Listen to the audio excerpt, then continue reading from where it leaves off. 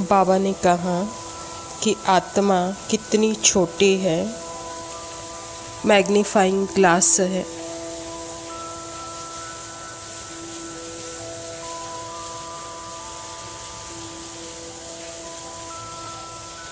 यह एक ऐसा लेंस या ग्लास है जो वस्तुओं को बड़ा दिखाने के लिए उपयोग किया जाता है।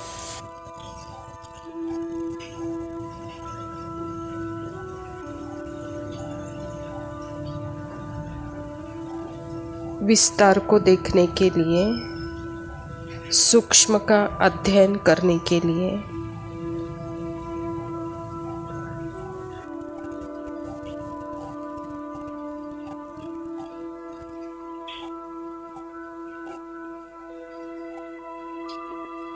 बाबा हमें मैग्नीफाइंग ग्लास का एक एग्जाम्पल दे रहे हैं।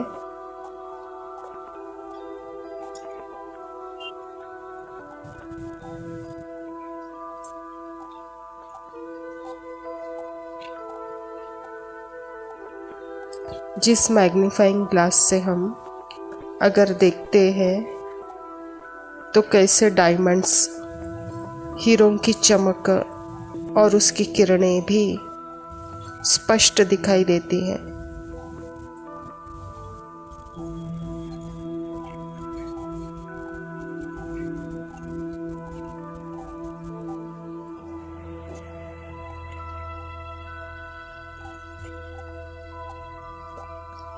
तो आत्मा जो है, मैं एक प्योर बीइंग लाइट हूँ। परम धाम में मुझे किसी भी लेंस की ज़रूरत नहीं है।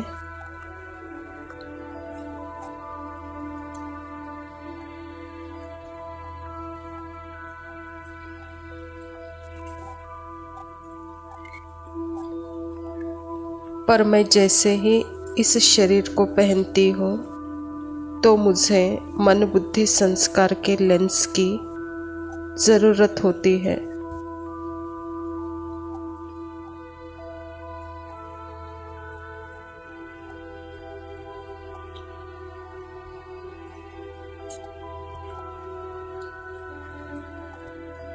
सतयुग में तो मैं, सतयुग त्रेता में तो मैं सतो प्रधान लेंस से ही पहनती हूँ।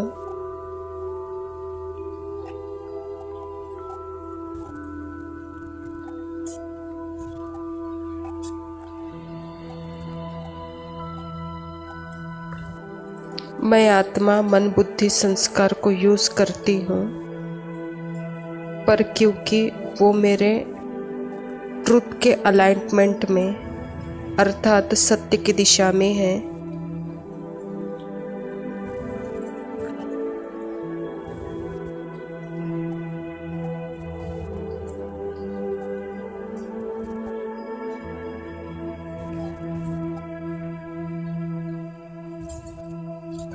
मन बुद्धि संस्कार मेरे सत्य की दिशा में होने के कारण मैं आत्मा जो चीज़ जैसी है उसको वैसे ही देखती हूँ, बिना लेबल लगाए।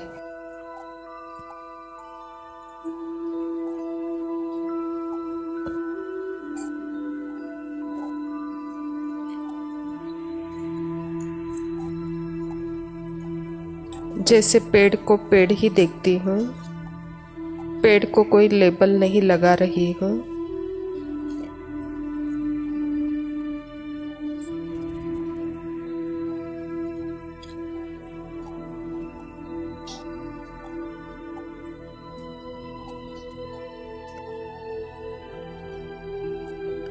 पेड़ को पेड़ देखते हुए सतयुग में मेरे लिए जैसे पार्ट ऑफ नेचर है।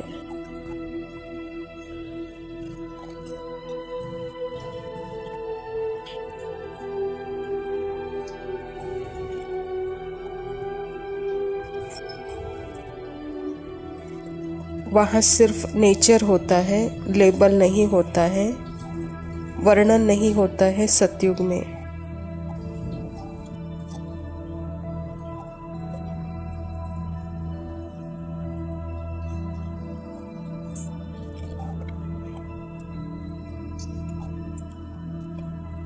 और फिर द्वापर और कलयुग में मन बुद्धि संस्कार जो है वह मेरे ही है, लेकिन डर्टी हो जाते हैं।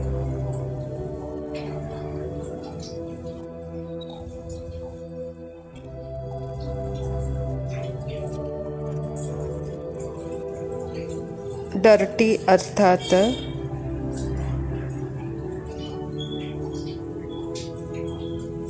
अगर मैं आत्मा इस लेंस को यूज़ करती हूँ तो सब कुछ बड़ा बड़ा दिखने लगता है।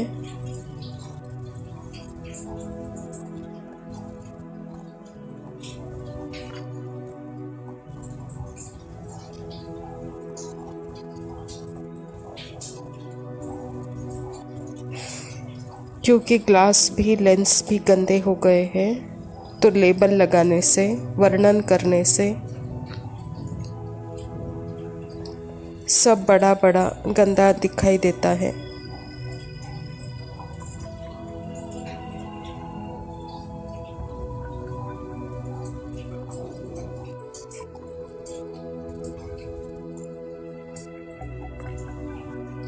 क्योंकि मन बुद्धि संस्कार यह लेंस गंदे हो गए हैं,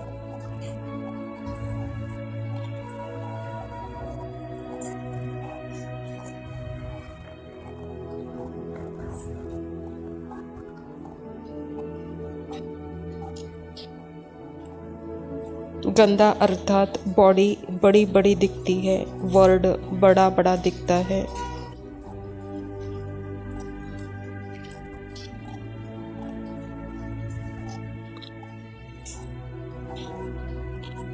क्योंकि मैं आत्मा खुद ही सोई पड़ी हूँ, तो मैं सोई हुई आत्मा को फिर इन इंस्ट्रूमेंट को भी यूज़ करती हूँ, तो सब कुछ उल्टा ही दिखेगा।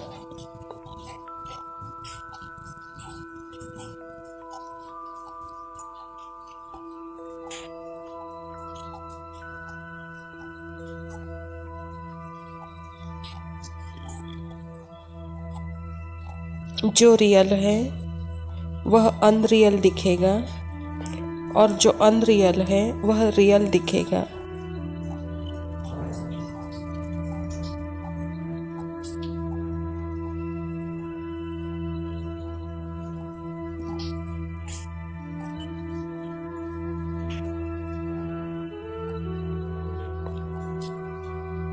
अब मैं जब आत्मा संगम युग में जागृत होती हूँ, जैसे ही मैं जागृत होती हूँ कि मैं कौन हूँ, इमीडिएटली ही मेरे लेंस बाबा के लेंस हो जाते हैं, अर्थात मेरा मन बुद्धि संस्कार बाबा का हो जाता है इमीडिएटली।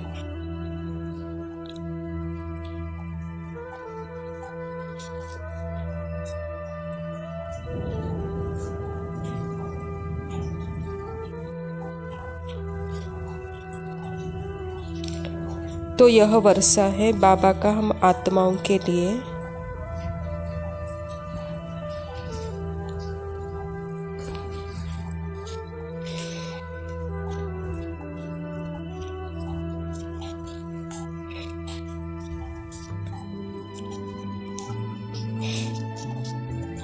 जैसे ही मैं आत्मा जागृत हुई तो बाबा का मन, बाबा की बुद्धि, बाबा के संस्कारों को यूज़ किया।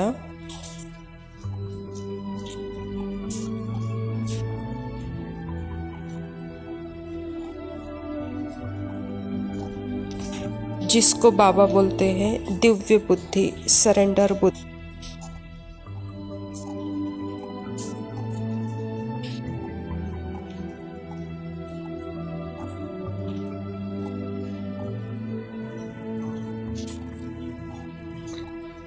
जैसे ही मैंने आत्मा ने यूज़ किया, आत्मा ने अपने ट्रुथ को पहचाना, तो ऑटोमेटिक ही यह सारे इंस्ट्रूमेंट क्लीन हो जाते हैं।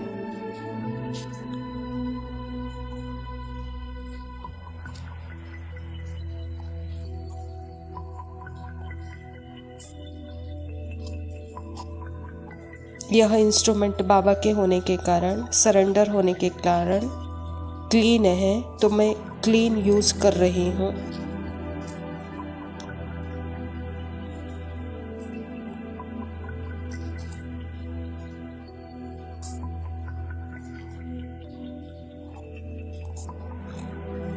अब मैं बाबा के इंस्ट्रूमेंट को यूज़ करती हूँ तो मुझे ऐसे लगता है कि इसका जो अर्थ था मैं इतना बड़ा समझ रही थी, बॉडी जिसको मैं बड़ा समझ रही थी, यह तो कुछ भी नहीं है। यह तो जैसे एक डॉट है। यह वर्ड को मैं बड़ा समझ रही थी। यह वर्ड स्टेज कुछ भी नहीं है, यह भी एक डॉट है।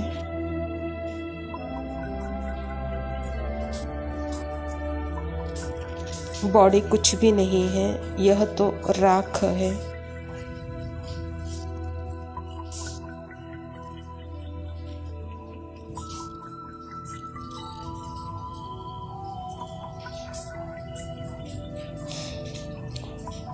डिपेंड करता है कि मैं आत्मा जागरूक हूँ कि नहीं।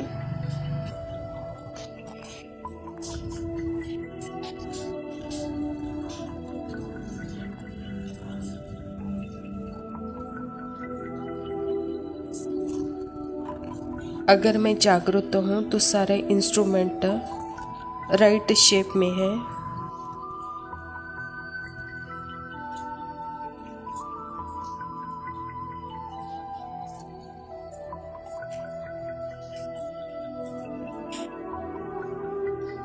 और अगर आत्मा में सो रही हूँ तो सारे इंस्ट्रूमेंट जैसे दगा देंगे, धोखा देंगे, वह गंदे होते हैं।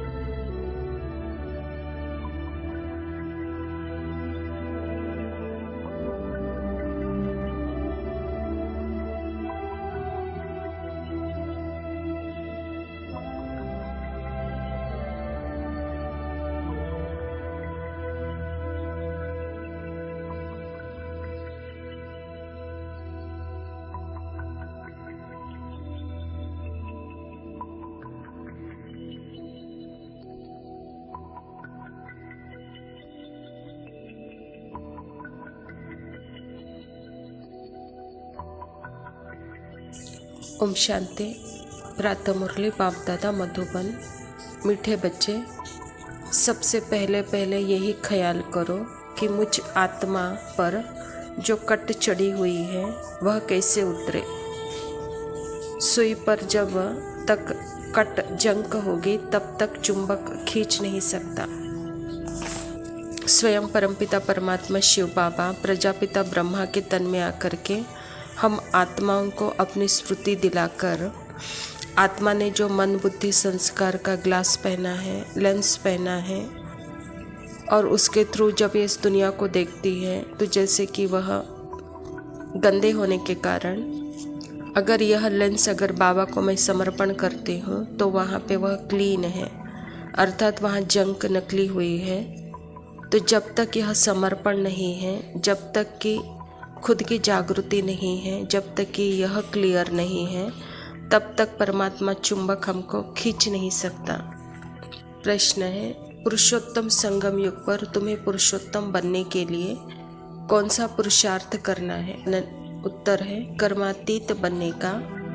कोई भी कर्म संबंधों की तरफ बुद्धि न जाए, अर्थात कर्म बंधन अपने तरफ न खींचे, सारा कनेक्शन एक बाप के साथ रहे, कोई से भी दिल लगी हुई न हो, ऐसा पुरुषार्थ करो। झगमुई झरमुई में आपस में टाइम वेस्ट मत करो, याद में रहने का अभ्यास करो। कर्मातीत का अर्थ ही है देह के सारे लेबल्स, देह के सारे संबंध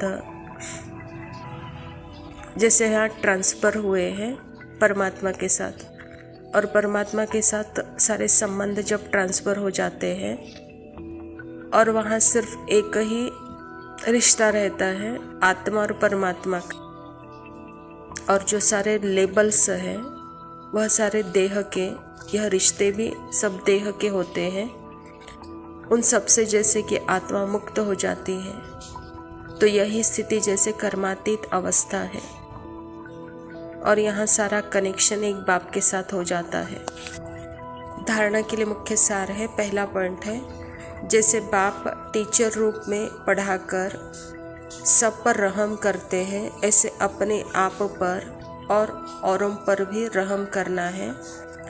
पढ़ाई और श्रीमत पर पूरा ध्यान देना है, अपने कैरेक्टर सुधारने हैं। जैसे परमात्मा हम आत्माओं को स्मृति दिलाने के लिए इस धरा पर आते हैं टीचर बनकर। जब उसके हम पक्के स्टूडेंट बन जाते हैं, अर्थात वह क्या पढ़ाना चाहता है उसकी समझ हमको आ जाती है, तो यह पढ़ाई दूसरों के लिए नहीं है। तो बाबा भी कहता है कि बच्चे, यह पढ़ाई पहले अपने आप को पढ़ाओ कि मैं कौन हूँ और मैं कौन नहीं हूँ। यह दोनों भी अगर आपको अंडरस्टैंड है तो वहाँ जैसे कि राइट वे में है, वहाँ श्रीमत पर है, वह अपने आप को पढ़ाने के कारण आपके कैरेक्टर सुधरे हुए हैं। दूसरा पॉइंट है, आपस में कोई पुरानी सड़ी हुई परचिंतन की बातें करके बाप से बुद्धि योग नहीं तोड़ना है, कोई भी पाप कर्म नहीं करना है, याद में रहकर जंक उतारनी है। आत्मा की जागृति अर्थात ही सदा आत्मा एट प्रेजेंट है, न उसका कोई पास्ट है न उसका कोई फ्यूचर है। जैसे अभी नोइंग है, नौ में है, तो जब यह सदा स्थिति है, स्मृति है, तो वहाँ पास्ट फ्यूचर की बातें, यह जैसे परचिंतन की बातें हैं, यह पुरानी सड़ी हुई बातें हैं। तो बाबा कहता ऐसा पाप कर्म नहीं करो, कहता बाबा। वरदान है, दृढ़ता द्वारा कलराठी जमीन में ही भी फल पैदा करने वाले सफलता स्वरूप भव। कोई भी बात में सफलता स्वरूप बनने के लिए दृढ़ता और स्नेह का संगठन चाहिए। यह दृढ़ता कलराठी जमीन में भी फल पैदा कर देता है। जैसे आजकल साइंस वाले रेत में भी फल पैदा करने का प्रयत्न कर रहे हैं, ऐसे आप साइलेंस की शक्ति द्वारा स्नेह का पानी देते हुए फलीभूत बनो। दृढ़ता द्वारा ना उम्मीद में भी उम्मीदों का दीपक जगा सकते हो, क्योंकि हिम्मत से बाप की मदद स्वतः मिल जाती है। बाबा कहता, बच्चे कैसे भी कलराठी जमीन हो, अर्थात कितना भी देहाभिमानी मनुष्य हो, वहाँ आत्माभिमानी स्थिति से उस परिवर्तन करो, कहता बाबा। इसमें दृढ़ता चाहिए, यहाँ स्नेह का संगठन चाहिए। बाबा हमको एग्जाम्पल भी साइंस का दे रहे हैं। साइंस वाले आज रेत में भी फल पैदा कर रहे हैं, ऐसे आप साइलेंस की शक्ति और स्नेह का पानी अर्थात स्नेह के शक्ति से दृढ़ता और ना उम्मीद को उम्मीद का दीपक जगाओ, कहता बाबा। इसमें बाबा हिम्मत से मदद देगा। स्लोगन है, अपने आप को सदा प्रभु की अमानत समझकर चलो तो कर्म में रूहानियत आएगी। अच्छा मीठे मीठे सिकिलदे बच्चों प्रति माता पिता बाप दादा का याद प्यार और गुड मॉर्निंग। रूहानी बाप के रूहानी बच्चों को नमस्ते। हम रूहानी बच्चों के रूहानी माता पिता बाप दादा को याद प्यार और नमस्ते। तेरे हाथ में 100 जन्म भी कम क्यों लागे तेरे साथ में। मैं मुसाफिर तू मुसाफिर इस मोहब्बत के सफर में। दो अकेले रोए मिलके दोनों रब के घर में। साथ तेरे ना सफर वो सफर नहीं लगता। तू है तो दिल धड़कता है, तू है तो सांस आती है। तू ना तो घर नहीं लगता, तू है तो डर नहीं लगता।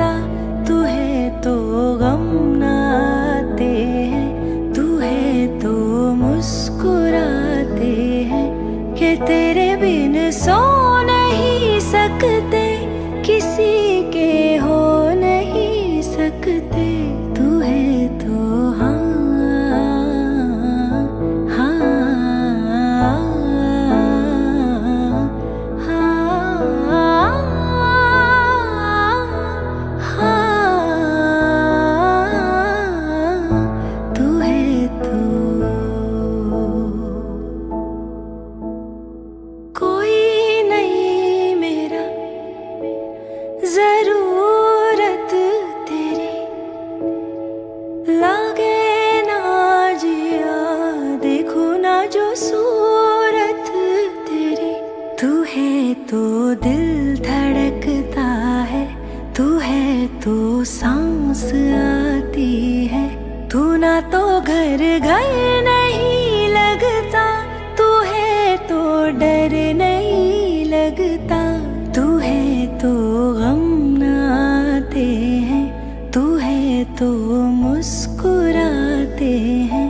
कि तेरे बिन सो नहीं सकते, किसी के हो नहीं सकते। तू